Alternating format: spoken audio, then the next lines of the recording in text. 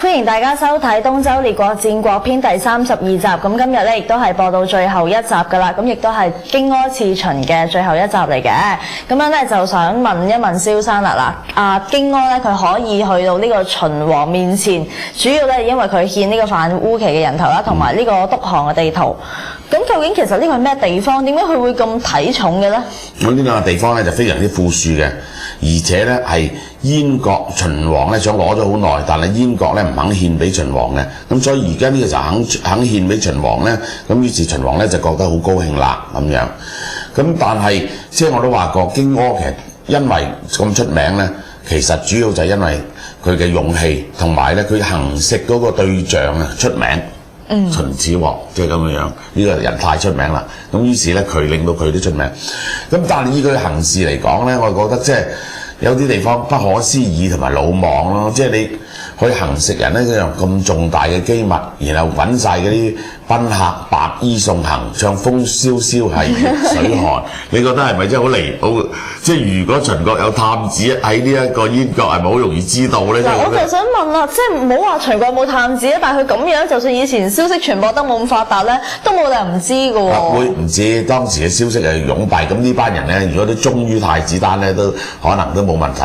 但係咧，如果秦國有探子或者呢度入邊有奸細咧，就已經未入秦國，已經死咗啦，係咪？即係呢啲係好魯莽嘅嘢，佢做呢啲咁樣嘅嘢，密室講行兇係真係幾個人，只可以幾個人知嘅啫嘛。但係咧，好似似乎成個燕國都知㗎喎。都知道嘅，行食佢㗎咯，同埋預早咧養佢，又係俾佢過最奢華嘅生活，唔使做嘢，話終於留翻佢有用。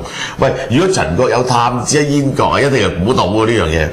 咁另外一樣嘢咧，就係、喂，你上到殿嘅時候，一隻手捉住秦始皇嘅衫袖，一隻手喺個圖度掹把匕首出嚟。你吉佢唔死，只要掂唔到佢咧，就已經死㗎啦。秦始皇係。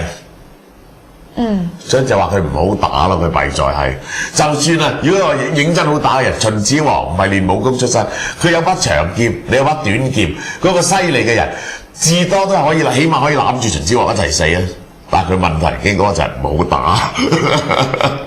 但係咧，佢係猶豫咧，即係指住佢，但係又唔插落去嘅喎。佢呢度咧講佢個換一個説法啊嘛，話佢想挾持秦始皇。如果佢真係想挾持秦始皇咧，更加係冇怒咯。秦始皇咧並唔係齊桓公啊嘛。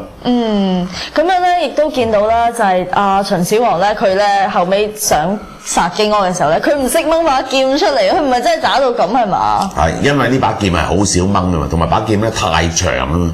你喺呢度把劍6尺嗰陣時咧，你掹咪掹到橛出嚟咯，你掹唔使成把出嚟噶。如果你個人唔夠高大嗰陣時咁於是咧，邊個教佢王父劍？